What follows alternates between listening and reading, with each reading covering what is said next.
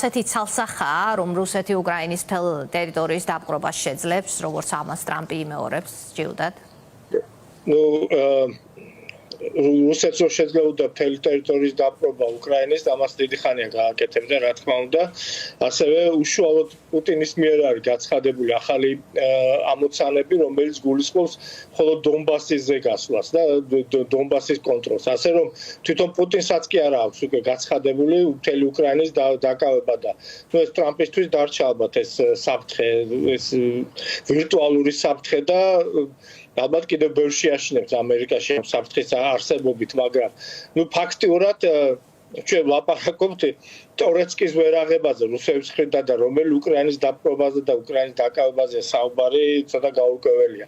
ისევ არის ალბათ ისევ იმყოფება პუტინის დახატულ სამყაროში, პუტინის მიერ შემოთავაზებულ ვირტუალურ რეალობაში და სამწუხაროა ძალიან სამწუხარო არის ნამდვილად ყველასთვის. კი ბატონო, აქვე ვისაუბროთ ევროპელების შემხვედრ გეგმაზე, რომლებიც ძალიან კატეგორიულები იყვნენ ყირიმის გადაცემის საკითხთან დაკავშირებით, საჯარო განცხადებების გააკეთა, რომ ეს არ მოხდება. რას ნიშნავს ყირიმის დათმობა რუსეთისთვის? ამ თემაზე საერთოდ საუბრის დაწყება ამდენი, იმიტომ მიომა უკრაინამ, რომ ყირიმი გადასცეს რუსეთს. აქ შემოაქვს ტრამპს ასეთი თეზა, რომ ყირიმს მაინც ვერ დაიბრუნებს უკრაინა. ვერ დაიბრუნებზე შეიძლება ითქვას, არავის არ ეგონა, რომ აღმოსავლეთ გერმანია დასავლეთ გერმანიის შევერთებოდა და ერთიანი გერმანია იქნებოდა, მაგრამ მივიღეთ ის, რაც მივიღეთ და რასაც დღეს ვხედავთ. ცუდი ის არის, რომ სამწუხაროდ მთელმა მსოფლიომ დაინახა ამერიკის სისუსტე ამ მოლაპარაკებაში, ამაზე ორი აზრი არ არსებობს. ნებისმიერი დარტყმა უკრაინის მიმართულებით, ნებისმიერი დარტყმა მშვიდობიან მოსახლეობაზე უკრაინაში, ეს არის ტრამპზე დარტყმა. აი აქედან გამომდინარე, ხა რისი იმედი უნდა გქონდეს მაგალითად ტაივანს, რომ თქვა ხვალ იგივე ჩინეთმა გაცხადებული ისედაც აქვს და მოინდომოს ეს ტაივანის უკან დაბრუნება. რისი ამერიკის იმედი როგორ შეიძლება გქონდეს უკვე ტაივანს, ან თუნდაც სამხრეთ კორეას, ან არ ვიცი, ან ისრაელს თუნდაც. ვინაიდან ახალი პარადიგმა წარმოიქმნა, აი წარმოვიდგინეთ, ამერიკა უარს აცხადებს მსოფლიო წესრიგის თავარი შემაკავებელი იყოს, თავარი დამცველი იყოს სოფლიო წესრიგის. ევროპა ჯერ არ არის ამისთვის მზად, თუმცა ცდილობს, მაგრამ ჯერჯერობით არ არის ამისთვის მზად. ჩნდება მულტიპოლარულ სამყაროში, ჩნდება ძალიან ბევრი რეგიონალური თუ ასე ძლიერი და ნაკლებად ძლიერი მოთამაშე, რომელსაც უნდა რომ ძალის გამოყენებით შეძლოს თავისი ამოცანების გადაწყვეტა. რას ხედავთ დღეს უკვე ჩინეთ ინდოეთის დაპირისპირებას ხედავთ, ხო? აი ესე დაძაბულ სოფლიოში, რაც ძალიან რთული სამართავი იქნება თუ ის ხელფასაში გადავა ეს დაპირისპირება.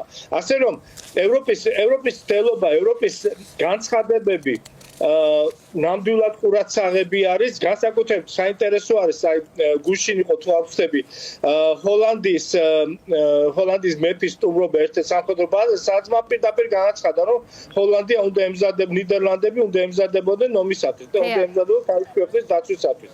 ამას მეტყველებს ის პარანორდიკული დანაყოფების შექმნა, რაც გულისხმობს შვედეთის, ლიტვის და ფინეთის ძალების გაერთიანებას და ამ ძალების ერთობლივად გამოყენების კონცეფციას და ასე შემდეგ და ასე შემდეგ. ასე რომ ძალიან ჩემის აზრით, რაც უფრო ადრე გაირკვევა, ეს თუმცა ჩემი სუბიექტური შეხედულება, რაც უფრო ადრე გაირკვევა, რომ ამერიკა ცდილობს გავიდეს ამ თამაშთან, გავიდეს ამ მოლაპარაკებებიდან, ალბათ უფრო შედეგიანი და უფრო ეფექტიანი იქნება ევროპისთვისაც, უკრაინისთვისაც, ვიდრე აი ესეთი კატათაგობანას თამაში და ასეთი გაფუჭებული ტელეფონის თამაში. კი ბატონო, თან დღეს თქვა ტრამპმა, რომ დედლაინი არ აქვს მას, ასეთი რამ თქვა, მიუხედავად იმისა, რომ გუშინ სხვა რამე თქვა, საერთოდ შესაბამისად, მაინც ალბათ აქეთკენ მიდის საქმე, რომ შეერთებული შტატები მიზანს, რომელიც დაისახა, ვერ აღწევს ამ დროისთვის. აქვე უნდა ითქვას ვიტკოფისა და პუტინის შეხვედრაზე, რუსეთის პრეზიდენტის თანაშემწე იური უშაკოვი ამბობს, რომ საუბარი რუსეთსა და უკრაინას შორის პირდაპირი დიალოგის აღდგენის შესაძლებლობა შეეხო. კრემლში ასევე მიიჩნევენ, რომ დღევანდელი მოლაპარაკებების შედეგად უკრაინის საკითხზე ამერიკა რუსეთის პოზიციები დაახლოვდაო. რა შეიძლება ველოდოთ? რამე არის დარჩენილი კოზირი ისეთი, რამაც შეიძლება ეს პოზიციები დაახლოვოს პირდაპირ დიალოგის შემთხვევაში? ძალიან რთული არის აი ამ გამონათქვამებით, რომელიც თქვენი თქმის არ იყო ცვლადი არის. არა დღეებით, არამედ საათებში ცვლადი არის ეს გამონათქვამები. და ამავე დროს მე შევახსენებდი მაყურებელს, რომ რაც მოლაპარაკებები დაიწყო უკრაინაში, უფრო მეტი სამოქალაქეების მშვიდობიან მოსახლე დაიღუპა, ვიდრე ნახევარი წლის განმავლობაში აი ამ მოლაპარაკებების დაწყებამდე.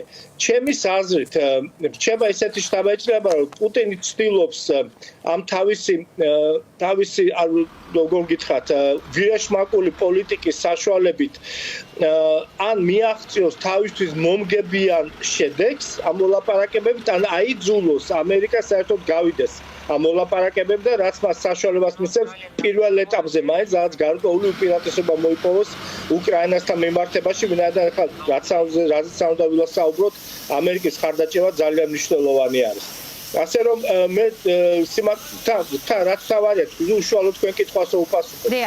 უკრაინამ განაცხადა, მე რამდენჯერმე განაცხადა, ბოლოს უშუალოდ ზელენსკი განაცხადა, რომ ის მზად არის ამ პირდაპირი მოლაპარაკებებისთვის. უკრაინამ მზად არის ამ პირდაპირი მოლაპარაკებებისთვის. უკრაინამ მზად არის ცეცხლის შეწყვეტისათვის. ეს ამაზე 30 დღიან შეწყვეტაზეც ქონდა საუბარი და უკრაინის თანხმობა ამაზეც იყო. ბურთი სრულად არის ახლა რუსეთის მხარეს. ეს ძალიან კარგად ჩანს. ამას ძალიან კარგად ხედავენ ევროპელებიც. მე დარწმუნებული ვარ, რომ ამერიკაც ხედავს ამას, მაგრამ რაღაც გარკვეული თამაშის პირობებიდან გამომდინარე იბრმავებს თვალებს.